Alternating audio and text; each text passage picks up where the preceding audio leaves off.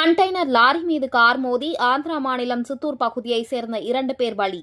திருவள்ளூர் மாவட்டம் திருத்தணி அருகே சென்னை திருப்பதி தேசிய நெடுஞ்சாலையில் ஆற்காடு குப்பம் பகுதியில் சாலையோரமாக நின்று கொண்டிருந்த லாரியின் மீது கார் மோதி காரின் முன்பகுதி அப்பளம் போல் நொறுங்கி காரில் பயணம் செய்த 3 பேரில் ஒருவர் சம்பவ இடத்திலேயே பலியானார்.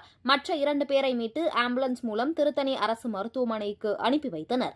மேலும் சிகிச்சை பெற்று வந்த ஒருவர் பலியான நிலையில் ஒருவர் சிகிச்சை பெற்று வருகிறார். இதுகுறித்து கனகம்மா சத்திரம் போலீசார் வழக்கு பதிவு செய்து விசாரணை மேற்கொண்டதில் ஆந்திரா மாநிலம் சித்தூர் மாவட்டத்தை சேர்ந்தவர்கள் என்பதும் ஆந்திராவிலிருந்து சென்னை நோக்கி மருத்துவமனைக்கு சென்றபோது லாரியின் மீது கார் மோதி விபத்து ஏற்பட்டது தெரியவந்தது.